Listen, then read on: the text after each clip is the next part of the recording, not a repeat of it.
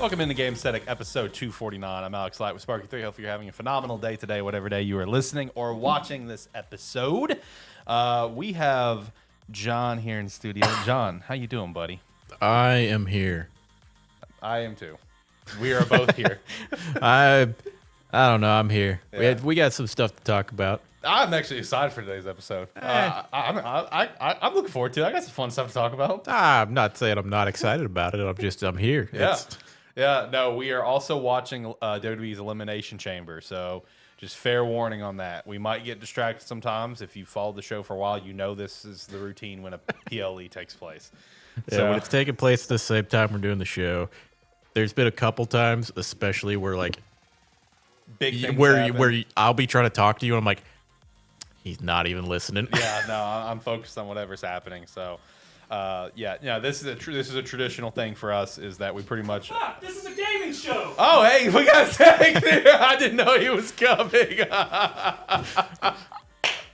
Hey, I was just talking about you for next week. Yeah, I know. We were just talking about that, man. We were talking about that before. I was like, he said you were. I was like, is Zach off? He goes, yeah, he's off. I went, get that motherfucker over here. Yeah, we'll let him talk about some stuff. Yeah, now this is a surprise. Shout out to Zach back on the show today. What am I supposed to talk about this week? It's a goddamn Nintendo show. That's why I'm surprised you showed Yeah, up. I'm like, I didn't know you were gonna be here. like I had the thought. I was like, I wonder. I was like, Zach might show up, and then I was like, it's a Pokemon show. Why would Zach show up? Yeah. It was a hard consider. I'll be honest. When I knew I was going to be off today, there was some shenanigans in my head. I was like, it's not fucking worth it. It's totally worth it. You get to come hang out with us. Because my first thing was Get like, the mic. Get the mic. No, I don't wanna. Then why are you here? It's been too long. He's forgotten. Yeah. Yeah, no, because last night I was also off. I almost made a stupid video package to send you, and I was gonna say, "Fucking play this at the beginning of the show." Just throw this out there, please. Yeah, no. Hey, shout out to Zach, man. Yeah, this is a nice surprise. How are you, buddy? I'm good. Good to see you, man. We were just talking about you before we started. So he's off next Saturday. He should be here, so we'll figure that out. So yeah, do we get you 2 weeks in a row then? Maybe. We'll see. More than likely. All right, right on. We get Zach 2 weeks in a row, and then he's gonna disappear for a while. Probably. So shout out to that. You're gonna have to adjust your intro. I know from what you normally do. I know. I have to get back on track, but. Yeah, no, we are watching Elimination Chamber, at least John and I. I don't have anything for you set up. That's why I came in. I was like, what the fuck are they doing? I don't have anything for you set up, man. I'm sorry. I didn't expect you. That's why I didn't pull the TV out or anything. But we do have some stuff to talk about today with Pokemon Presents, with Pokemon Day and everything. Winds and Waves revealed the starters. Talk about that and the reaction for it. Resident Evil Requiem. I'm about halfway through the game right now, so I'm going to talk about that. Some more follow-ups on the Xbox leadership changes with Sarah Bond basically being the fall guy and kind of talking about that a little bit.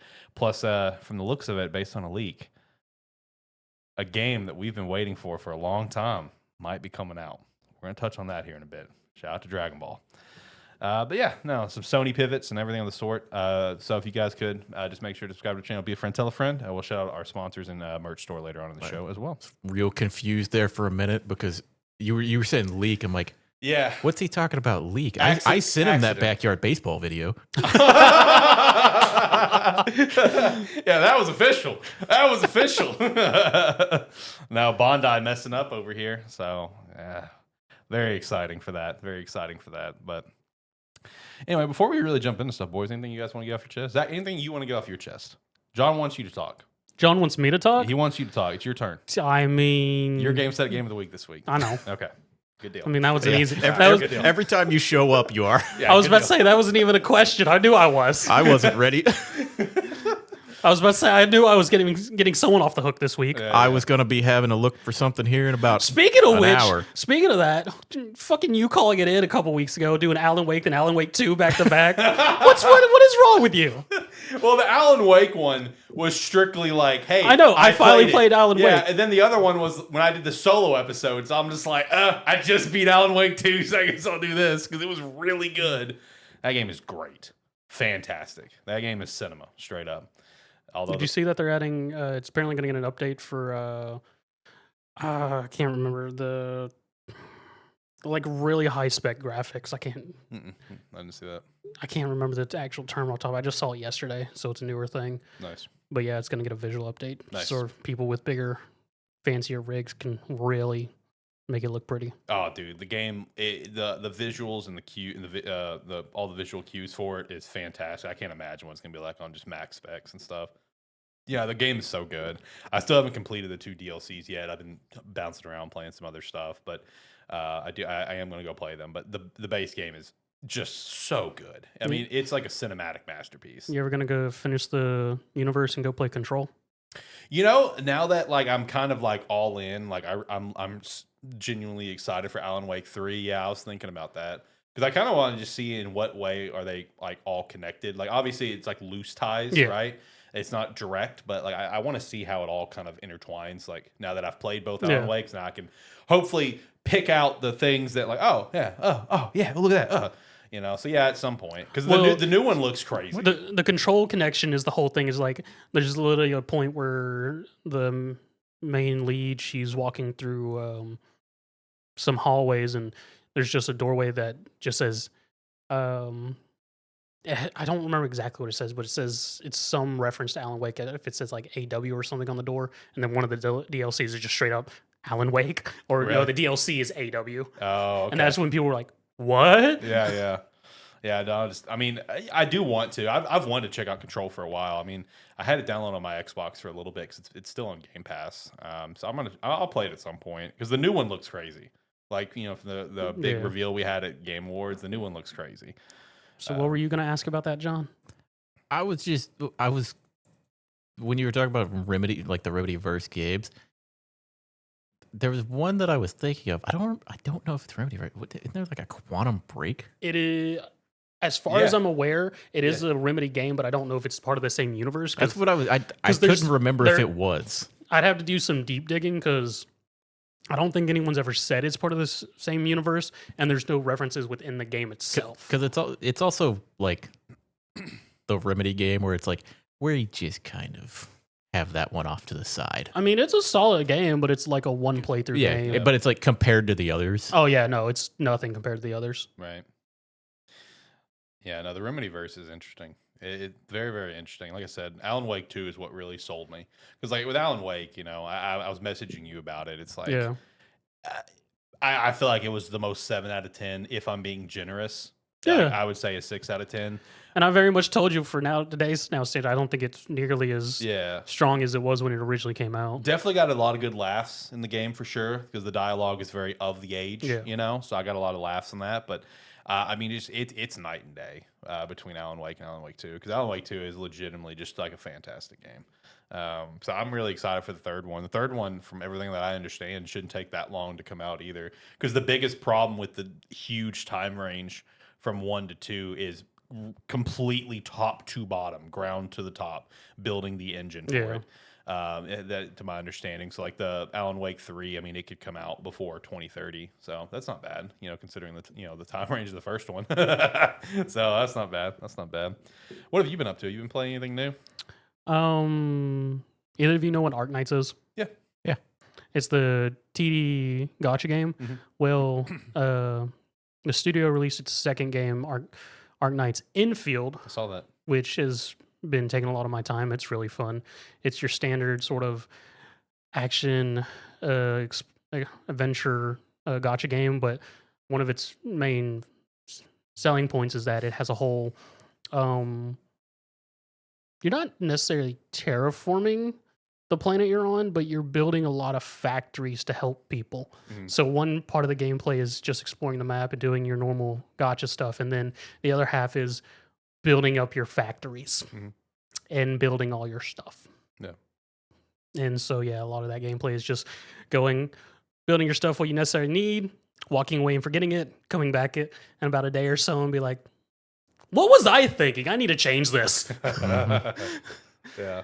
And then from there, there's also its stock market, because there's 2 regions in the game currently, but to build equipment, you need each region specific money. So now you also got to play the stock exchange with each region's stuff. Mm-hmm. So everyone just maxes out their friend list and finds the people whose stock is the highest that day to sell shit to. Nice. So a lot of mine has just been factory and playing stocks. Playing stocks. Yeah, that's something fitting for you. The amount of money that you like to have on hand and drop. Yeah. No, I saw that Infield came out, and it was being talked about pretty positively. I mean, overall, the game is very well accepted. The main issue with it, which the community was divided about, and as far as I'm aware, still divided about, was just how their gacha pity system works, because it's weird. Mm. Well, I shouldn't say weird. It's just different from what people have gotten used to as standard. Right. That's fair. Also, something else to shout out, because I think shouting this out is the perfect example of, if it's not on the script, there's a good chance I might forget about it.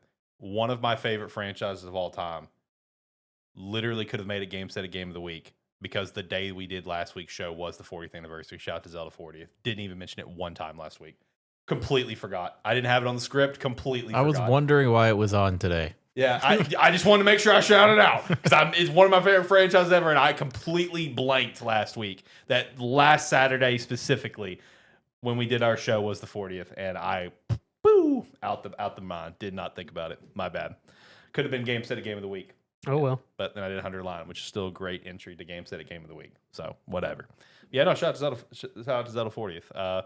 Obviously, there was no big news or anything that came out from Nintendo, because Nintendo is super focused on Mario right now, with the lead up of the Galaxy movie, and then also with Pokemon Presents happening yesterday as well. So that was their focus. But I still think Zelda's going to get something this year, but it's going to be in a direct. Like, there's going to be in a direct in a month or two, where it's like, hey, we celebrated the Zelda 40th in February. You didn't celebrate. So now here's stuff for it. I think that's what's going to happen. That's optimistic of you. That is very optimistic. It's Zelda. I don't think it's optimistic. It's also Nintendo. I was about to say, what? Tears of the Kingdom? Mm-hmm. It might get a new DLC for some accessories. I mean, it just getting a DLC in general would be kind of cool. I mean, yeah, but it's not going to be anything worth a damn. It doesn't have one, so it could just get a DLC. Or maybe it may go to what's the most recent Warriors? Age of Calamity? Age of Imprisonment. Okay, yeah. Yeah. More likely going to be going to that now. Yeah. That I think about it. Hey, I'm just saying they could totally do a DLC for Tears. They probably won't. And it just be strictly for the Nintendo Switch 2 edition, because I don't think the Switch 1 edition could handle it. Oh, probably not. I don't think it could handle anything more than that game has got. That game is at, I feel like, max capacity of what you can put into a Switch 1 game. So it'd be probably a Switch 2 edition exclusive. Here's a big fancy DLC. Go have fun. I could see that. That'd be cool. But realistically, all they're probably going to do is just some re-release of a game. That's all it's going to be. Probably. I mean, if it's Twilight Princess, that's cool. That's a W for me, boys. I'll be good with that. But hey, John, one tangent. Why do I not see you on Fellowship? I have been on Fellowship. Have you? Just not as much. Oh, okay. I guess I've just been missing you. That's because he was on this week, I think. Yeah, I've been on this week a decent amount. I don't have as much time in the evenings. Gotcha. Because I know that's what I always see. Hershey and they're on a lot. Yeah. They're on a lot more than I am. They're also a lot on while I'm at work. That's fair. A lot of the times, but no, I've been playing it. Yeah, got back into it. Yeah, a lot of fun. Yeah, I see Steve playing it.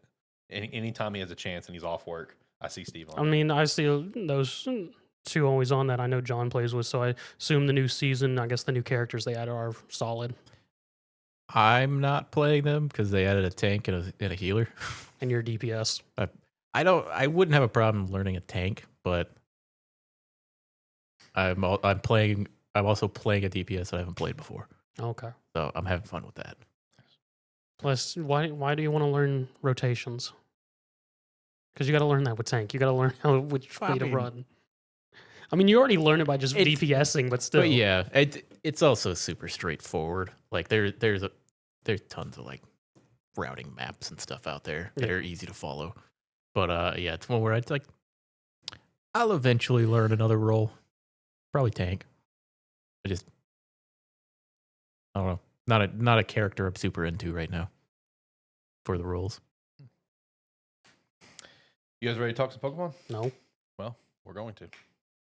It's Pokemon 30th. Pokemon anniversary. Yesterday. Pokemon Day. Pokemon Presents. A lot to go over. Did you watch it? I was about to say, come on, man, you gotta have a little lead up where let's get shocked or not. Did you watch it, Zach? I'll tell you what I watched. Winds and Waves. That's the important part. That's it. Yeah, I mean that's the only thing you need to watch. So. You didn't want to learn about all the new characters coming in to Unite that you can. They are adding a lot. they announced a shitload of characters to Unite. Honestly, the only other Pokemon thing I would care would be Masters. They did add OG Red, so that's pretty cool. The mobile game. Okay, yeah, I was. You said Masters, and my brain went Champions because we finally got information on it. Yeah. I don't care about Champions. I'm not going to do that. Yeah. No, well, I'm going to do it some, but it's more exciting to know that it's happening. Right. Yeah. No. With Masters EX, OG Red was a pretty cool addition. Hey. I thought that was a pretty cool addition. Plus, just like the protagonist of Scarlet and Violet, but the DLC coded, so it's got Ogerpon and what even is their names? No clue. Okay. No clue. Yeah, because they've gone away from naming them after the versions like they used to in the manga. I have no idea what their name is. No clue. If it's like super dumb, it's literally their names are just Scarlet and Violet.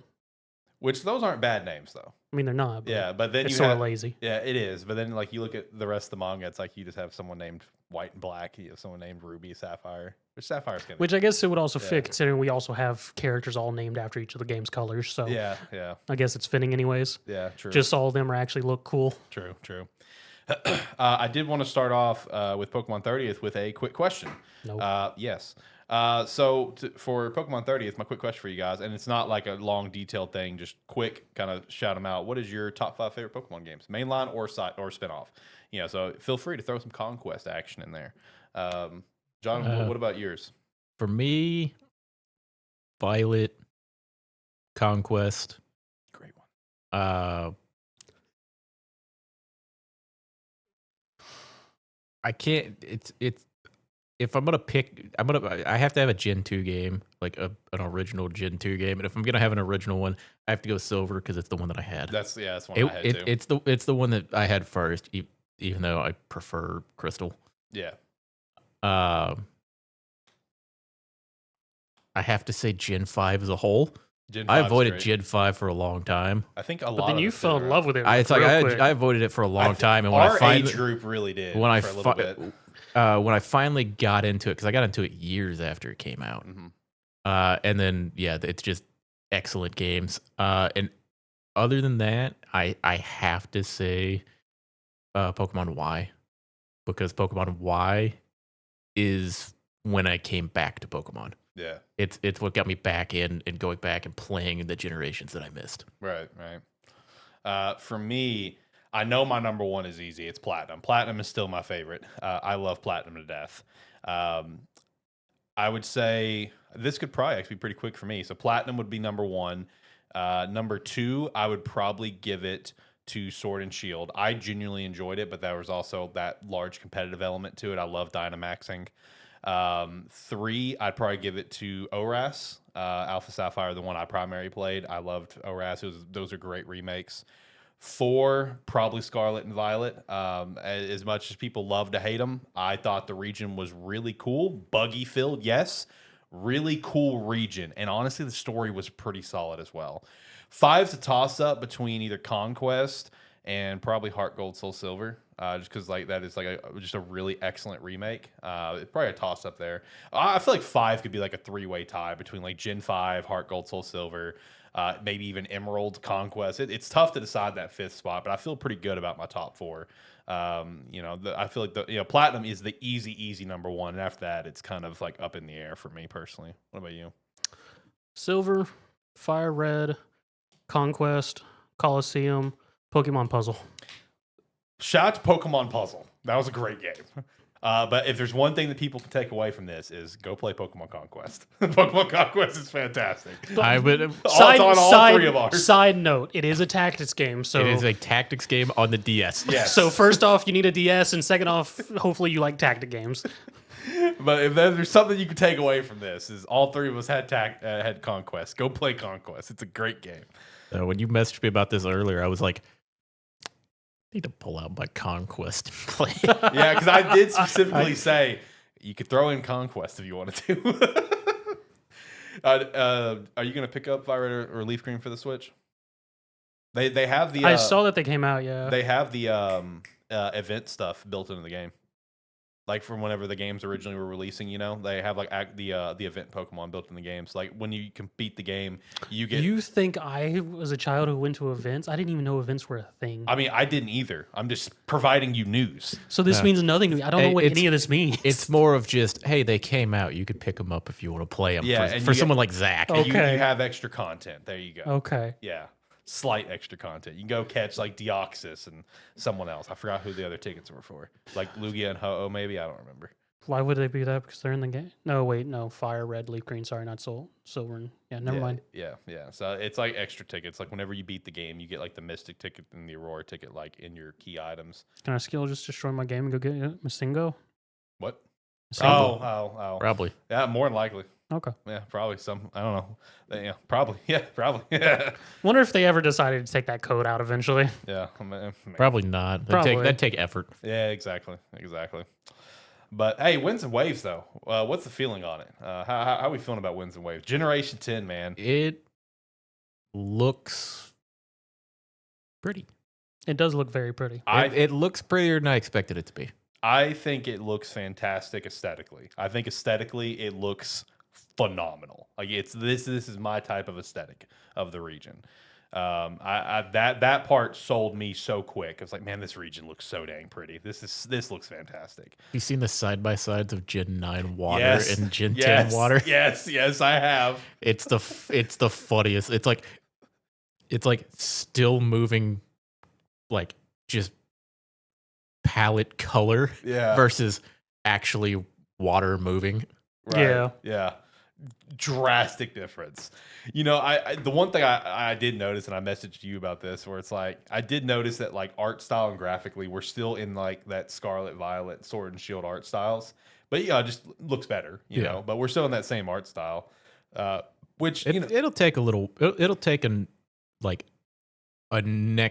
next generation before they decide to change something, probably. Yeah, do some drastic change. I was about to say, because most of the art styles for like post generations are usually fairly similar. Yeah, it is. Because from what I saw is that this is still like more or less the same engine and they've been using since Sword and Shield. So now it's like they've just completely mastered the craft of it. And plus have a higher power console to do more pretty things. And then further made water nice, Yeah, actually trying to make the environment look pretty. But yeah, no, the Gen 10 looks like it's gonna be a lot. Yeah. For sure. We saw it's like we saw a lot of the water. We saw a bunch of the different biomes. And we saw underwater. I know. So that's gonna be interesting. Yeah. So it's like looks like we're gonna have some underwater exploration again. Mm-hmm. It looks like it's gonna be pretty insane for Pokemon. Yeah. Like the scale of it is kind of baffling, and it's like need to, obviously at some point, when we get the next trailer, hopefully really kind of further establish on what kind of scale, because from what we saw from the biomes, I mean, we saw like, just the general ocean, beaches, forest, plains. There was the volcanic.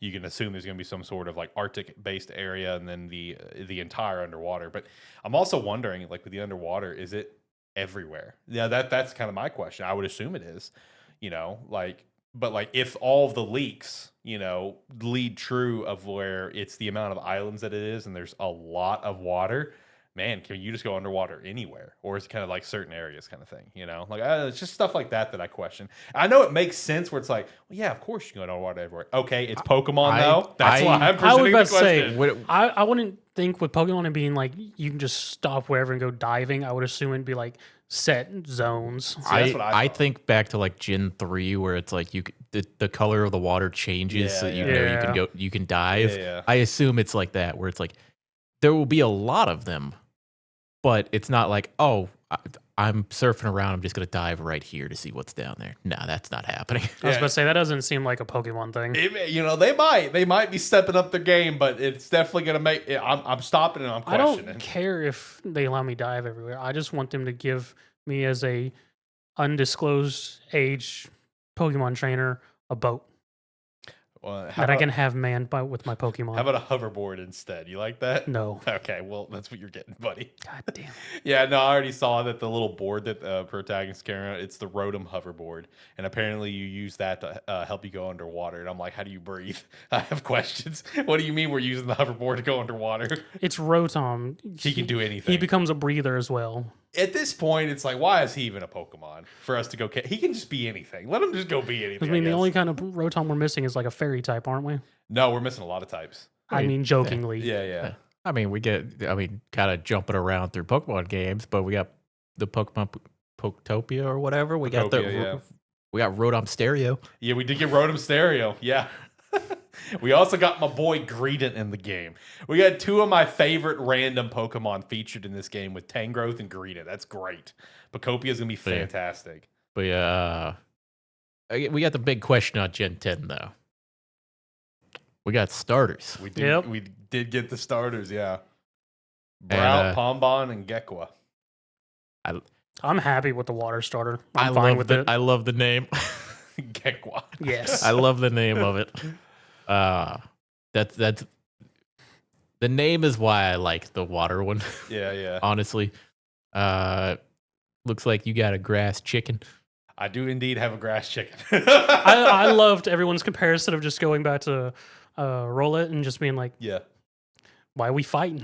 Yeah, or it's like they go to Rowlet. It's like, you didn't tell me you had a secret brother. At first glance, I was just like, it's okay. But the more and more I've seen about him with his angry little face, I'm like, I love this guy. I'll die for this guy. It's the Duolingo bird is literally all it is. Yeah. No, I was seeing like the different possibilities of what it could be just based on like, just general theories of people that are like from Indonesia and stuff like that. Where it's like he could potentially be like this certain type of owl just based on his eyebrows. There he could also be like, I forgot, it's like a nocturnal flightless parrot that's over there as well. He could potentially be that, especially when you read the description for him where it's like he's like running around everywhere. So it's like he's probably like a Roadrunner-esque type. Either way, I think like he grew on me. Like the angry little face grew on me. I'm like, all right, you're cool. But by clear obvious, like Pombon is the universal favorite for a lot of people. Like the internet's exploding over Pombon. There is one problem with it though. I know he's gonna fucking stand up. Yep. He's gonna stand up on two goddamn legs. It's gonna make me so Not mad. even without question. It's the first thing. Me and Alex were texting about it as like right after it happened, and he was like, "Oh man, that fire starter is awesome." I went, "Yeah," until he stands up. Yeah, I know that's what's gonna happen. The dude's gonna stand up. But for the first form, he looks adorable. So. I was about to say, I feel like they learned with Fuecoco, people will just take adorably dumb looking. Yeah, true. So yeah, we'll see. It's like I'm excited. I did see a theory that Gekko could end up becoming a Komodo dragon, which that would be pretty sick. I love Komodo dragons. I think. And they're guess super what? Cool. Probably won't stand up. Probably won't. Unlike Pombon. I think they learned their lesson with Inteleon there. People don't want to see the water lizard stand. Yeah, I know. Hopefully whatever they do with Gekwa, it's like hopefully it's great because like Quaxley had so much potential where like everyone thought Quaxley was going to go to be off like this cool ship captain, and then it becomes a dancer. I was fine with Quaxley. Was I slightly disappointed? Yeah, but at the same time, I was fine with it. At the same time, I was just like, I'm fine with this diva. I mean, I'm fine with it. I thought a ship captain would have been really cool, but whatever. You know what was really cool though? Skeledirge. Skeledirge was pretty sick. It's like the whole music based one with its little composer up on its nose. I think the fire starter just wins most of the time. A lot of the times it has the best. I don't know. How are you with Masquerade? Is that how his name's said? Meowscarada. Meowscarada was good. It was fine overall. It was probably the second best. Yeah, of the generation. Yeah. No, I mean it was fine. I had fun. I had fun with it. It was fine. It got the job done. But wasn't no music crocodile though. It wasn't a musical crocodile. No, it was not. But no, I mean with the three starters, like for wins and waves, I think they're all fine in their own way. Like I will say, I think Brout's the weakest one of the three. I will agree to that. But I still like the little guy. I love my grass types. I'm here for it. I'm here for a good time. It's a little angry bird. It is a little Angry Bird. I've seen a lot of I've seen So a lot have of I. I've seen a lot of arts of that. I've seen a lot of arts of him being in the Angry Birds movie. Oh yeah, no, a lot. It's finally started to infiltrate my feed. Yeah. and now it won't leave. Yeah, it's been in there quite a bit. But no, one of the biggest talking points coming out of this as well is 2027 release. Yeah, that was that- actually a nice announcement. Yeah. When it popped up and said 2027, I went, Holidays. you know what? Okay, Yeah, I'm fine with that. I'm very fine with that. I mean, a lot quicker than I'm pretty sure everyone expected. well, a lot further out. Everyone's Well, expecting this year. we were kind of expecting were we? holiday this year, yeah. just because. Even with ZA that came out this year? Yeah, because Legends Arceus and Scarlet and Violet came out the same year. Did yeah, Mhm. it's just one where it's like it. You would assume the new generation they would ZA want came to out last they year. would want to try to put it towards Oh, the yeah, holiday my bad. season, Yeah. and they're not normally known for taking their time with Pokemon games. Yeah, see, that's the big thing is that it's never. But they're never. It do looks that. like they finally are like, okay, man, we've been eating it a lot with these games. Yeah. You know, I saw a lot of conversation around this, whenever it got ended and stuff like that. And, how Sword and Shield launched, Scarlet and Violet launched and everything. And we've talked about it at the show. I mean, the problem with the Pokemon games is, number one, they make money, yes, but it's a very small percentage of money compared to everything else Pokemon makes. So most everything definitely. else, by natural default, takes priority. New cards coming out, plushies, and of course, the anime. So I think one thing that helped out is the retirement of Ash Ketchum and his journeys going through the regions, Yeah. because now you're not tied to, oh, we have to get, oh, sorry, you're working on Z. Well, too bad. Ash is about to go to Hawaii, so you need to get these games out, swap everything, make Alola, let's get moving. So I think the retirement of Ash going through his thing and doing more like standalone anime stuff, like Beyond Horizons, where they're kind of doing everything. Like, I think that helps out where it's like we have a little more flexibility. All we have to do now is kind of play with the TCG and how the sets come out. We can have a little flexibility. Yeah, it's like now our protagonist, he just goes on adventures. Yeah. It's like we don't need the game to. It's like we're not using the game to promote that. Yeah. So I think I do think that helps, with how Beyond Horizons is set up, where they're just kind of doing whatever. In the Pokemon Presents, they tease that they're working on the future of the TCG, which I think is also, I think everything is built around trying to reformulate the schedule and basically the demand of the timeline of games to allow things to cook a little bit longer.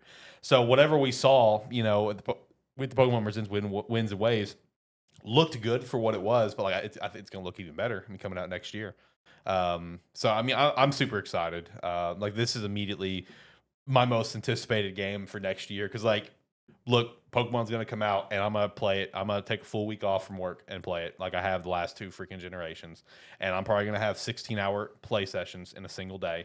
Because that's what I did for Scarlet and Violet. I went and looked on the mobile app when they launched the mobile app for 3 days in a row. I played 16 hours a day. Yeah, Same thing's going to happen. When Sword and Shield came out, motherfucker was playing when I went to work. Yep. And I got back from work and he was in the same spot. Yep. Just play. That's how I am with new gen releases. So this is going to be my most anticipated next year automatically. I'm so dang excited. Hey, we did skip over one thing with the Pokemon Presents here. I mean, how are we gonna avoid talking about the little Game Boy music player? Oh, I know the game music. It's a little thing about yay big, Zach. That's in Okay. the shape of a Game Boy. Okay. It comes with cartridges that have the soundtracks for various Pokemon tracks, and you swap them out to Of play the course they different do. tracks. You have 45 cartridges. How much is it? $60. Yeah, No. people are gonna shill for that. Yeah. I mean, it's the red and blue. It's all 45 tracks in red and blue. They all come in different cartridges. You pop them in and play it. Little music box, Just solely red and blue. just solely red and blue. All right. Yeah, people are still gonna shell out money Yeah, for that. no, 100%, 100%. I did want to ask you guys though, because like we just talked about, everyone was kind of expecting Winds and Waves to be like the big holiday title.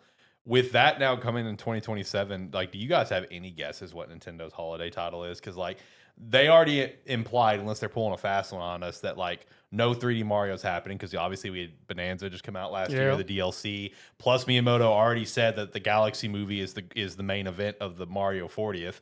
We got nothing for Zelda 40th as of now. What the heck do you guys think could possibly be their holiday title? Do you think they're just trying to avoid GTA? What are we doing? Unnamed re-release or remaster. That's gonna be the big one.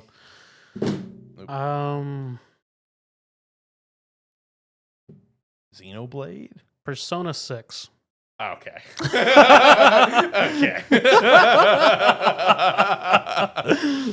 It could be Xenoblade though. I mean, it could be a Xenoblade. It's been a few years since Xenoblade Chronicles 3. I don't honestly really. I don't really got anything because I mean, as far as we're aware, I was banking on Pokemon. They're not. That's why I'm at a loss. As far as we're aware, they're not cooking anything, so it's going to be a shadow drop if they give us anything. Yeah, whatever this next direct is and the summer direct and stuff like that. I don't know. Maybe if I'm really lucky, they'll give me another Kirby. I mean, they have Fortune's Weave, but I think that's more of a summer release. Yeah, so I think that's going to be summer. I don't think it'd be a Xenoblade because the closest we would get that announcement would be summer. But you'd also have to get the original Xenoblade director on, and he's, as far as he's concerned with Chronicles, done with it. Yeah, that's true. Like, well, he can just go do a new Xeno something, you know. I mean, still, yeah. But no, I have no clue what it could possibly be. Like, you know, are they pulling a fast one on us and there is actually a 3D Mario cooking and ready to go for this year? I say no. I'm standing firm to my prediction that's not happening.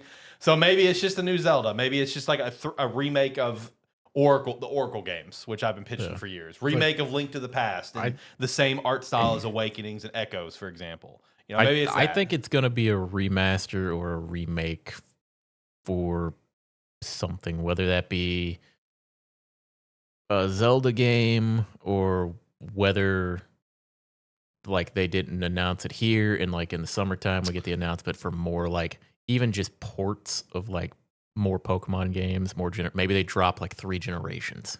What if they go the FPS route and re-release Splatoon 1 on Switch 2?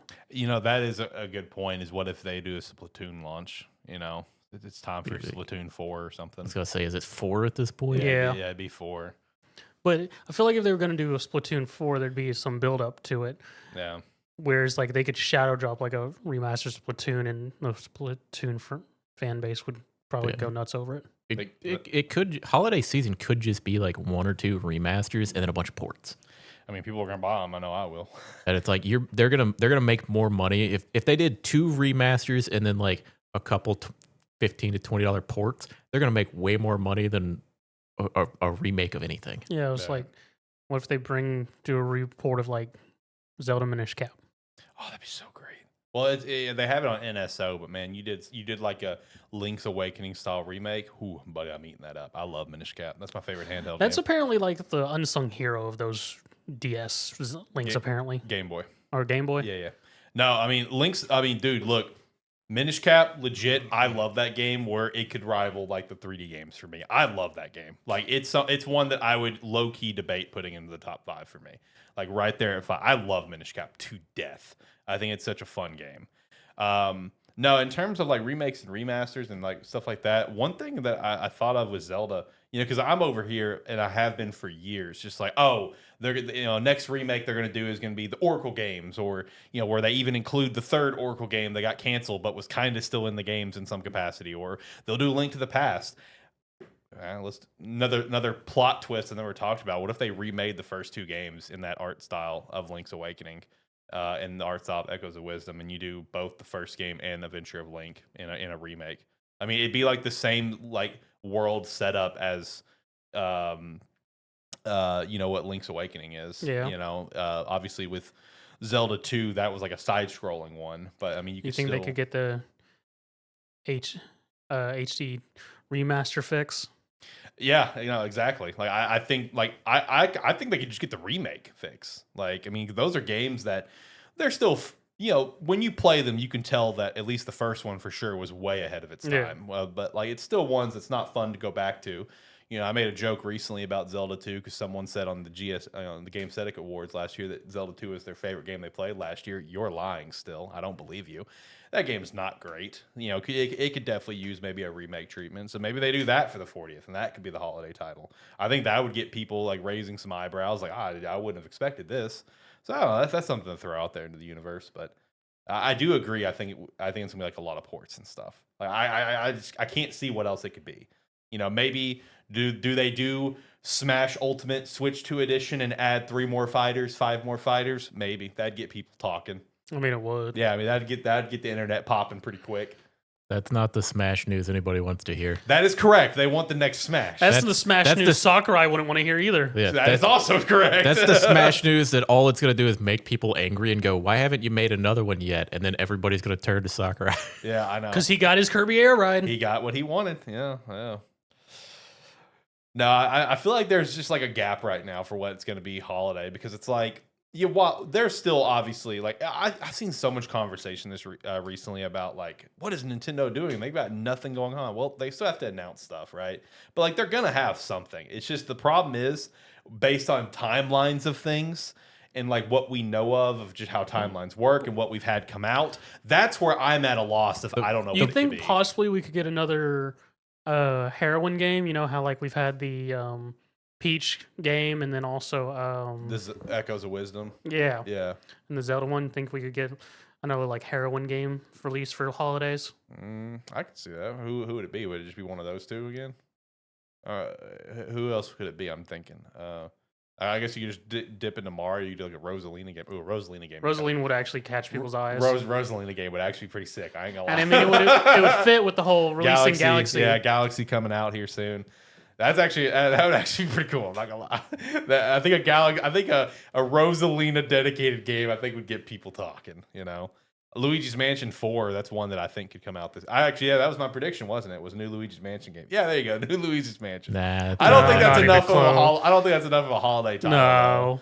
I mean, it's a good October game, but it's not gonna be one that's gonna lead you through the holidays. The problem is, I don't know that they actually have a holiday, anything scheduled for the holiday, or they're gonna have. They might be scrambling to try to figure out what they're putting there. Yeah, because you got to remember we don't have a whole lot of new announcements because all they've cared about is porting everything to the Switch 2. Yeah. yeah. It's like they've been working to get all their games on Switch 2 or Switch 2 versions, ports, new games. They're trying to push everything to the Switch 2, which is what all of the announcements we've had has been. It's just been every direct is just, hey, look what's going to be coming to the Switch 2 from the Switch 1. So it sounds like holiday is going to be a lot of ports and then DLCs for like Mario Kart World, things like that. Mario Kart World needs it. Yeah, They've left that game barren recently.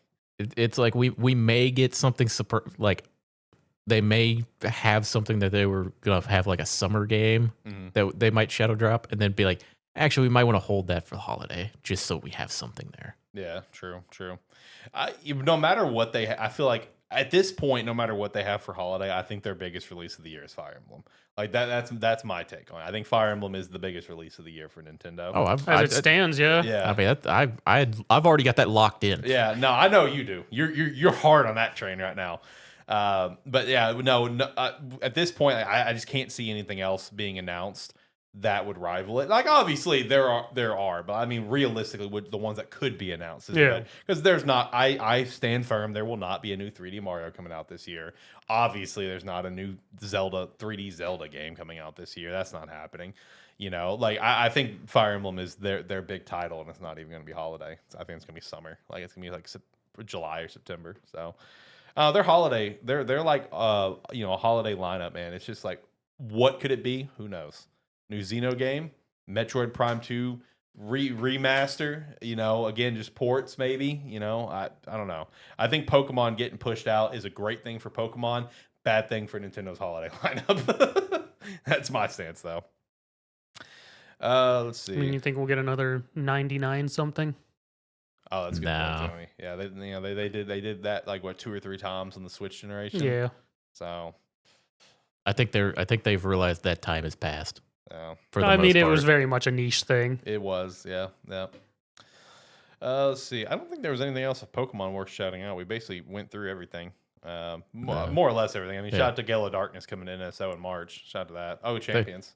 Oh yeah, Champions releasing in April. Yeah, and for Switch. Switch version releasing in April, phone version releasing later this year. Yeah.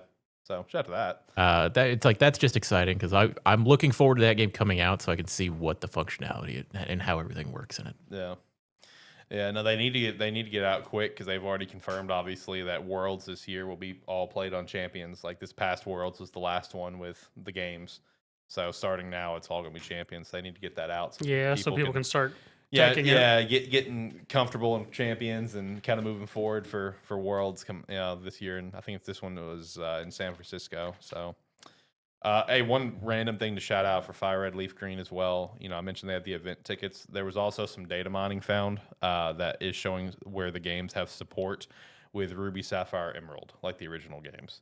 So possibly pointing that those are going to be released as well down the line, which that would be cool. Like, obviously me and you were kind of critical of Fire Red Leaf Green, where it's like, it's cool, but we're tired of Kanto, right? That was mine and your stance on it. If that drops, I'll probably buy Emerald. I mean, I like Hoenn. Hoenn's fun. I like Gen 3. So if those drop, I'll probably buy Hoenn day one. Yeah, I'll probably buy Emerald. That's fun. That's good stuff. I understand why everybody likes Hoenn so much. It's not my favorite because it's one where it's like I didn't grow up with it. I came back to it. Yeah. And it's still a good it's still a good region, a good generation. It's just not one of my favorites. Yeah, I still have like I think it's just because they have no fire types in their generation. No, that's fourth. Is that fourth? That's fourth. Okay, my bad. Oh yeah. No, fourth generation. The only fire types that you have in Diamond and Pearl was the Chimchar line and a freaking legendary Pokemon with Heatran. That's it. Yeah. And you have a fire type Elite Four member. Yeah. What the fuck was that decision? Yeah. No, third generation Hoenn. I've played it a lot. Yeah. It's just it's not exactly my favorite. Yeah. In terms of regions, it's definitely one of my top favorites. Sinnoh is still my favorite. I love Sinnoh so much. After that, a hot take for some people, I think my second favorite region is probably Paldea. Like I said, I really just like the region. I think the region is super cool. I'm a big fan of the actual region itself, but Hoenn would probably be my third. I love Hoenn a lot. I still have the memory, like very vividly, of going into the OG Hastings before they got the bigger one in town for us, and buying Ruby when it came out, or my grandfather buying me Ruby. I still have that like in my brain. Oh, I remember going to Toys R Us and picking up Silver. Nice, yeah, nice.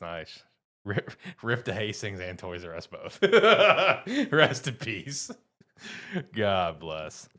But no, I think in terms of Pokemon, I think we did everything. That was like the other day. You messaged me and you sent me that picture and you're like, oh man, it's cool to see a Hastings logo. Oh, he sent me that picture too. I don't know if I replied back to it, but I saw that out loud. I went, no man, that's just sad. That's just sad. That's just sad. It reminds you it's gone. It got even worse, John, because he sent me that picture. I went, because it was the game Beyond Two Souls. I went, yeah. Did you buy it because of the game or did you buy it for the tag? And he said the tag. I went, God damn it. Yeah, it was $4, $5, whatever.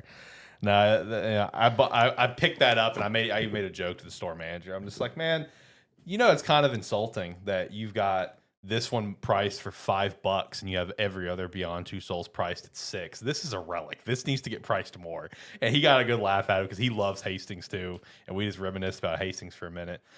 They told me they also had some old comic books with Hastings stickers too. And I'm like, tempting.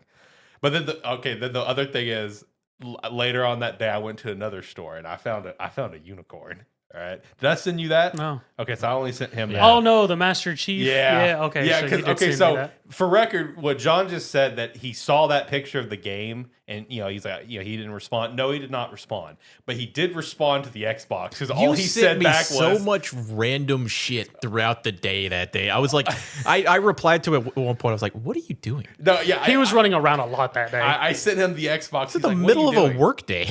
I was out of town it was on my lunch, for the record. It's a long ass lunch. He works out of town. I was out of town for work, man. I'm stopping by the local spots and that where I was, seeing what they had. I was just, my phone kept going off. I'm like, what is this guy doing today? Yeah, I bet you were sending your question like, this dude just off work? Did he just take a day off? What is he doing? But no, I found a Halo 3 Xbox 360. It was priced at $600. The box is a little banged up, kind of similar, dude. It's kind of crazy. It's almost mirroring like my collector's edition I found, where the box was kind of messed up, but everything inside was pristine. Whoever owned this, they never played it. It still had like the original like peel off stickers off the controller. Like, dude, that's insane. That's if I ever bought that, I would never plug it in. Yeah, because same. I would never want to know if it got red ringed. So it was tested. Oh, okay. Obviously, because they had to test it. He said they did test it. And there was nothing went wrong. So I was just like, oh, that's tempting. He's like, I'll knock $100 off. I'm like, oh, that's tempting. He was gonna knock $100 off. Yeah. What's wrong with you? Affirm that shit. That would have been a very uncomfy thing to do at that moment. I almost tried to talk him into it. And I was like, wow. If you wouldn't have said it would have been an uncomfortable purchase, I was ready to talk you into it. If I would have got it, whether if it was a firm or a credit card, cash, whatever, it would have been an uncomfy purchase at that. Wait, in this you moment. saying that saved me from bullying you into it. Well, thank you. I appreciate that because that was a unicorn. But you know, I'm gonna probably head back over in that area here at the end of March. So I'm gonna be curious. I'm gonna stop into that store and I'm gonna see if it's there. I mean, it's a decent price. So I mean, it's literally just gonna be collectors who would pick that up. Yeah, I know. They had a lot of good stuff. Like one thing, like I'm walking through and I get it to the glass case. And just immediately, I make a comment to this guy. I'm just like, Jesus Christ, did somebody come and just drop their entire collection to you? He's like, yes, actually, one guy dropped everything that you see right there. They had every single Trails game physically. Every single one. All of the re-releases, John. Every single one. I didn't get this picture. John's about to go spend some money. You did not get that picture, no. I didn't get that picture at all. Alex knew that was being a terrible decision for you financially. Hey, you would have got a message back with that picture. John would have been up there in an hour. I know. Dude, they had every single one, like all the re-releases. That would have been cool just to see. Yeah, dude, just all on one shelf, and I'm just staring at it. I'm like, God, dog, that is a lot, man. One guy dumped all this off. It's like, yeah. I would have talked to the manager. Was like, what price would you give for the entire set? Yeah. God, dude, it was a lot. Just looking at it, go, I wanted everything. Yeah, I wanted everything, please. No, like because I've priced all the Trails games that have all been re-released on like Switch or PS4 or PS5. I mean, it's a lot. They had every single one that's available. Yeah, it'd be a little pricey. Yeah, because I mean, I've looked at that pretty extensively because like before the remakes have started, the only Trails games that was not available on like modern consoles was the first three, the three Sky games. But starting with Zero or Azure, whichever one, I think it was Zero. Trails from Zero was first. Starting with that one all the way up to what we have with Beyond the Horizon, whatever. Every single one of those is on current consoles, and they had every single one of them. All four Cold Steels, Into Riviera, the Daybreaks, Beyond the Horizon, Azure, Zero, whatever was between Azure and Zero, everything. I'm like, God bless. Yeah, no, that would have been wheeling and dealing. God bless. That would have been mean. What's your price for this set? Yeah, it's like, give me everything. Nah, I walked away with Pikmin 2 on GameCube because I didn't have that one yet. And an original GameCube Wavebird. Okay. Yeah, not third party or anything. Even had the original adapter. I did confirm, like, hey, does the adapter work? Because those can go out, obviously. Yeah. He's like, actually, it did go out when I got it. My repair guy fixed it. So it's got all new components. Like, all right, cool. I want it. I want it. Give me that Wavebird. I never had one growing up, so it's a cool little thing to have. I've been wanting to play some GameCube recently. I just know my cats or my dogs are gonna be a pain in the ass for the cord, So I was just like, I was already kind of looking around, literally earlier that week of like, I want to get a Wavebird. It was a third party. I want like a wireless GameCube controller. Then I just walk in there and I see that. I'm like, well, I'm buying that. That's coming home with me. It's like I need that one, brother. But no, it's a cool store. Cool store. I should probably shout out something, huh? Probably. Let's do some Rogue. Use our referral link down below, promo code Sparky3 to get 10% off your order. Whether you're picking hydration, energy, or the chill, it does not matter. If they got a better sale going on, no big deal. Using the referral link, it's still going to help out the brand. You don't have to use a promo code. But if you want to help us out even further, that promo code Sparky3 is going to get you 10% off, and we'd really appreciate that. Thank you. Hey, Alex. Hey. Last week's podcast can't be viewed on YouTube right now? Of Gamesthetics? Yeah. Why? I don't know. It just says audio, video unavailable. That's weird. I haven't done anything to it. Because the only way I can find it was looking at the Gamestetic playlist, and it'll let you go to it, but then it's just like, yeah, no, the video's not okay. Let's see if there's any. Oh, you know what? Yeah, so I see it right here, and I noticed this on I think like late Sunday night, because normally it only takes like from Saturday night to Sunday morning. YouTube finishes like processing where I can go edit out all of the starting soon stuff. And I did notice Sunday night it was still processing, and then I obviously traveled for work and got real busy and forgot to ever check again. And I look at it right now, and it says quality is uploading. So if for some reason It's been uploading for a week. So I guess it got stuck in processing. I don't know, because I can see Oops. right there the quality says uploading. Oops. So it's yeah, I guess it's not viewable. So I don't know. That's interesting. Thanks for letting me know that. Yeah, live stream recording is not available. That is interesting. I did not know that. I may just re-upload. I mean, yeah, just delete and try and re-upload. Yeah, at this point, I'll just upload it as a video and just be like, hey, like, just want this up here for record's sake, because the live stream is not wanting to work. Does the previous episode work? Let me see. yes. Yeah, it does. Yeah, the quality is there. So yeah, I don't know. I guess something happened with 248. I don't know. Thanks for pointing that out, though. No, I'll probably just re-upload the. Though if you do go into the live tab on Sparky 3, the most recent one is 245. Oh, really? Yeah. Let me go look at that too. I say this now when we're live, so I can go, hey, remember that thing I mentioned? He goes, no. I was like, go watch the podcast. Well, and it's also, it really is 245. What the fuck? That's weird. Oh, well, actually, no, that's actually correct, because no, it was some recorded episodes in between. Oh. No, so, okay, that part's right. Why last week's episode is not on there, that is a legitimate mystery. Okay. Yeah, no, the other one's right, because they were videos. Gotcha. Yeah, me and John did a recording. I think one of those was one of my like solo episodes.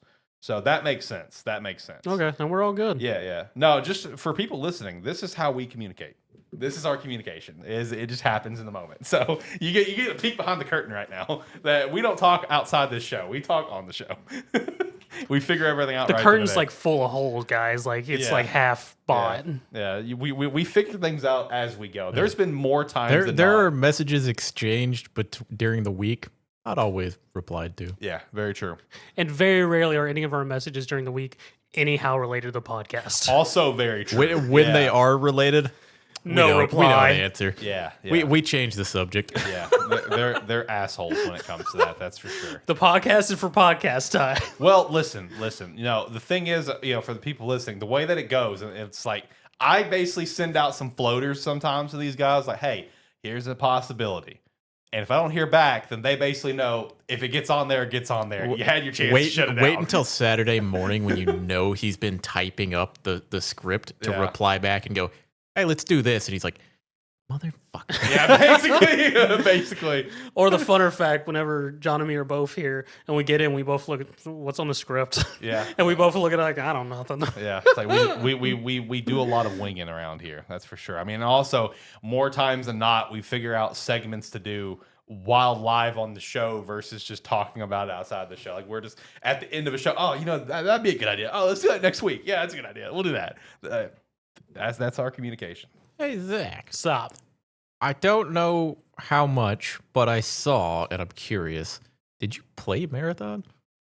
No. Because Okay. it you were showed that you curious about launched it. So I was attempted curious. to, but I don't know if there's been a patch or whatnot, or something's off with my computer. I'd have to check the settings. But like when I attempted to run it, for whatever reason, it more or less just suddenly took up a lot of my computer's memory and just froze when loading up. So I don't know what happened there. Marathon. Yeah. Marathon. Because I got as That's a promising endorsement of the game. I got as far as I guess it was trying to start the tutorial or the initial menu, and like it brought up like a bottom bar showing me something, and then it was just a black screen. So yeah, and then when I went and checking my diagnostics and stuff, like because it like hard froze, but it was like taking up like 2 gigs of memory all of a sudden for some reason. Yeah. I was like, okay, this is weird. That's Okay. I was just curious because I don't know anybody that has tried it. True. I haven't tried to relaunch it again because I was gonna at least attempt another time, but because I had little to no interest in it. True. It's a server slam. I don't have to pay for it. At least get a feel for it. Yeah. Especially since it's like what $40. So Yeah. this gave you the feel. I did see where it had a pretty high like player count on Steam when it launched, like 113, but then it just very quickly was declining. Well, I mean, I know there's at least like named streamers still at least messing with the server slam at this time, keeping some sort of hype behind it. So Right. I just find it wild that they're doing a server slam from now to the 2nd of March and then immediately releasing on the 6th. Yeah, no, pretty quick turnaround. I thought Yeah. that too. I figured at least they'd give it like a week or two to fix any issues besides the server slam. Well, a lot of times it's been happening more frequently with some of these server slams that are close to release dates, Yeah. where they'll basically let you know it's like, hey, you're playing a version from 6 months ago or like 3 months ago or something. Yeah. And it's like, That's true.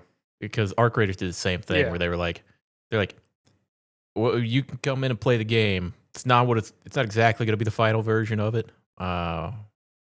But you can hop in and play it. It'll be a little bit different when you get it or when it releases. So I kind of like that. I mean, when I'm they do fine with that too. I mean, I would assume it's an older build, but I didn't see anything that said otherwise. But I'm not sure if they even bothered to say that. Probably not. No, they probably didn't. Probably not. That's probably something they're going to keep to themselves and keep internally. But that makes sense though. Just as long as this old build's not as terrible as Sonic Frontiers was. True. I also just went to go check something, and I just checked the PlayStation Store, and I didn't see it. But I swear I thought I saw something on Twitter that they had the Marathon Server Slam, and they were also going to have like an open beta for that Horizon Hunters on the same weekend, like competing with themselves, because they're both obviously Sony. But I didn't see a beta there for on PlayStation Store, so maybe I'm tripping. But I thought I saw something about that where Sony was like gonna have their own game compete with itself over the weekend or something. And I'm just like, well, that seems silly. But Sony makes a lot of silly decisions at times. So I don't know. Anyway, I guess next thing is I'll talk about some Resident Evil Requiem. Pick that up. I'm about halfway through the game at the moment. I'm having a lot of fun. I've heard it's been beat in 3 hours. Yeah, no, the fastest one that I saw was Gene Park at 2 hours 30 minutes. Damn. Yeah, that was the fastest that I've seen so far. I mean, and me saying I'm halfway through the game. I mean, that makes sense though, because I mean, once you learn the grace parts, that's the hard part, is just finding the stuff. Yeah. It's one where it's like, yeah, after a few runs, it's a type of game where like Resident Evil is always those type of games where it's like you get through them quick once you know Once you know where the stuff is. Once you know the routing, it's pretty easy. Yeah, I mean, because like even with Gene's like 230 that he shared, it's like, now keep in mind this was on like my third or fourth playthrough, because that dude already beat the game 9 times, which is crazy. Yeah, and he gave receipts. He's like, guys, I love Resident Evil. This is my favorite franchise. Yes, I beat this game 9 times. I'm reviewing it. Yeah. So shout out. That's I mean, cool. out of the most recent, I mean, it looks a lot more solid to me and more interesting than Village did. Yeah. It is sort of funny, the whole. I did love a comparison people were showing with Requiem of like Leon struggling with stuff back in like when he started out in like 4, leading up to now. Like 4, he like struggled to lift a bookshelf. Now he just shoves that stuff over with a single hand. Yeah. When he's now like 60 and he was like 35 back in 4, something like crap like that. Yeah, no, the Leon segments is the Leon parts of the game are pretty entertaining, because man, Leon is just there to be he is there to be a thirst trap. That is what he's there for. He is there to be sexy with a very tight shirt. He's a thirst trap. 1000%. I think my favorite streamer title I've seen this week for Requiem was it was a female VTuber who was like, I'll hold off Leon. You go on without me. Don't worry. Accurate. That is everyone's opinion on Leon. And then another one. I actually don't know the streamer's name. I should know now by how much crap of hers I see now. But she apparently usually has a lot of mods on her Resident Evil games, and it's just the middle of a cutscene and Leon's suddenly missing his shirt, and she's like, "Oh no, Leon lost his shirt." Oh, whatever we do. How could that have happened? I didn't mod the game. I've been seeing some clips. I don't know if it's the same person, because the one I've been seeing who's like that, she's like, No, I don't mod my Resident Evil games and then something ridiculous happens. Like Master Chief shows up. Yeah. I think it's the exact same person. Yeah, because I think that's Stormfall. Is that her name? Okay. Yeah. No, that's great. That'd be like the same thing with Queso doing anything with Chris Redfield. Just like, Yeah. oh no, Chris Redfield's shirt came off. Oh, how'd that happen? Oh God. No, Resident Evil Requiem, I'm about halfway through the game at the moment, which is not saying a lot in terms of playtime. I'm probably only like 4 to 5 hours in right now. I'm having a lot of fun. Man, the thing that, story-wise, I don't think there's anything that needs to be talked about from one, spoiler perspective, obviously, as things continue to get uncovered, and two, all of the marketing gives you the story you need to know. Gotcha. Grace, new character, she's an FBI, has a little bit of her past with her mom. Mom's dead, stuff we've seen already. Leon's in the game. Yeah, Leon's got weird black stuff on his hand and neck. Leon's got a tight t-shirt and he's sexy. Like we know what's going on based on marketing. Great Leon's section, on- scary. Leon section, fuck you. Basically, yes. Leon's literally, I've been doing this for years. It's just routine work. It really is. It's like, It God really is. damn it, I gotta keep doing this shit. Yeah, no. So, like, in terms of story, there's nothing that I want to talk about. I am curious. Is there ever any kind of reference in that we're aware of, like even in documents referencing Ethan at all? At least so far in this, no. Okay. Unless I've missed it. So I was very curious of whether they've just completely Moved on and cut let that Ethan one, off yeah. at this point, and like his 2 games happen, and we're just like, yeah. No, I haven't seen anything yet, but that could change. But no, the things that I do want to talk about though is that back and forth that John mentioned between Grace and Leon, because so by game default, the way that it comes in and set up is that all of Grace's stuff, of course, is in first person. Yep. All of Leon's in third person for the action stuff, action versus horror, and you can fully customize it, which it just goes to Capcom's accessibility. They have the motion sickness options and everything of the sort. You can go full third person, full first if you want to swap the two of them, whatever you want to do. And so I've started Grace's part of the game in first person. Christina was watching me play, and she was still getting motion sickness, even with the motion sickness stuff on. So I did end up turning it off. But I got to say, like, the back and forth going from that first person part of all of Grace's segments to Leon, it really is like that.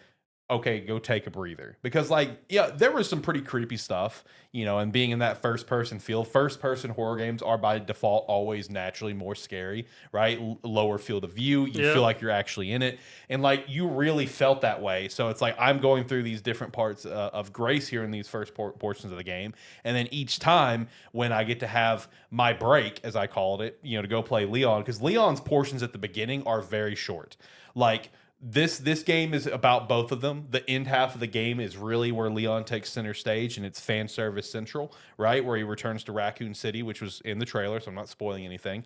But the first part of the game, Grace is the protagonist. Leon's just there. Because I'm not joking, you can finish Leon's parts in 5 to 15 minutes. Dang. Like they're quick.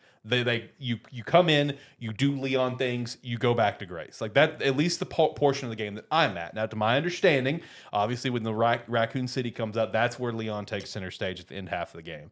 But it really is as if you're at work and you're work's kicking your ass and stuff. And it's like, God, I'm going on my 15. That's basically what it is. You're having a lot of different horror elements taking place with Grace, and it's hop over to Leon. It's whew, all right, time to go kick some ass, take a little bit of a break, get a little bit of revenge, get this out of my system. And it's you go through your 15-minute break, all right, I'm back to the horror. Let's go. So, that's been a really interesting contrast of the back and forth. I've enjoyed that a lot. And I will say, when I swapped it to third person Grace, so Christina wouldn't get motion sickness and keep watching, the scares went from a 9 to a 5. It dropped aggressively for me, where it was nowhere near the same. I do appreciate how Capcom has handled the transition constantly to first and third if you kept the first on, because it's the amount of detail and work they put in, let's say, cutscenes, of where it's the opening cutscenes of the game where you're seeing Grace's, pass with her mom at the hotel, whatever. I was still in third person, or first person when I was watching that. So I'm experiencing that whole cutscene in first person. Yeah. But there's also the third person variant. So I do appreciate that attention to detail between the two of them, and then, to further add the constant night and day difference between the two characters is that, you know, Grace is super timid. She's obviously got PTSD. She's scarred with what happened to her mother, and now she's getting thrown into this huge, horrific situation of getting kidnapped. This whole thing taking place of her part of the game. Horrific, scary shit, creepy, you know, mutated, infected monsters that are like 12 feet tall hunting her and stuff like that. Then you go to Leon, and he's just snarky, sassy Leon making his jokes and doing roundhouse kicks. And it's like right from the jump, it's that way, which I just really appreciated yeah, I always appreciate that with Leon stuff, is that he's going to make his jokes. He's going to be a smart ass, and he's going to be a badass. Cause like John just said, I've done this 1,000 times. Here we fucking go again. Cause like, right when Leon gets introduced, you know, in the game after the first like one or two Grace sequences, whatever, you know, it's pretty kind of normal and stuff. And then it's like the guy that kidnaps Grace, the main antagonist, Dr. Victor Gideon, you know, he's just walking in public with Grace over his shoulder, just walking down the sidewalk of the city. And Leon's like looking at his car. He's like, are you shitting me? And he just gets out of the car. He's like, you're joking right now. You know, this is the same thing as the game continues to you know, progress. You know, him and, you know, Leon and Victor are sitting there talking, and, you know, Victor's like, you know, going on his evil bad guy monologue and stuff, and Leon's just like, yeah, I got a question. When was the last time you brushed your teeth? You know, it's just like those quick little smart ass, like, you know, comments throughout the whole thing. You know, and, you know, with the whole, you know, like, you know, again, the joke John made where it's like Leon's like, oh God, here we go again. Nothing phases that dude. And it's just, you know, obviously that's a given at this point, you know, going through, you know, his original game at 2, then to 4, then to 6. We try to forget about 6 though, of course. Yeah, it's just nothing phases him at this point. The Leon part was the best of 6. I 1000% agree, but we still forget about 6. I just care about the Leon part in 6. Leon's part in 6 was great. We don't bother with Chris. It was okay, Chris not was awful. fine. The other guy was. Then we don't even mention Jake. That was his name. Yeah. I don't even remember his name. We just don't even consider Jake's story. Me and Brady played 6 all through co-op. We had a great time with Leon's. Chris was again fine, and then we were trying to do Jake's. We just couldn't. We just couldn't. We dropped that one. But yeah, no, there was a point where Leon and Grace, they meet for the first time, and then naturally in true like horror game, Resident Evil, whatever game fashion, they're getting separated, whatever, you know, by a slow closing door. And Leon is just so unfazed, and he's just like, whatever. Here's my super badass Requiem gun. You're gonna probably need this. Oh, that's right. They do give Grace his Magnum. Yeah, so he's just like, here, you're gonna need this. And he's just like looking down the hall. He's like, yeah, you're gonna probably need this. And the dude he's looking for is right down the hall. It's like, yeah, you're gonna need this. I gotta go take care of something. So, you know, I've really enjoyed my time. I'm very curious what it was like in the writer's room when there was like, so Leon's coming back. How are we writing Leon this time? Old, dying, don't care. Somebody in that meeting just went, fuck it. Yeah. So just like, what else Leon gone through? And they're looking at Grace's story like, would he be phased by any of this stuff?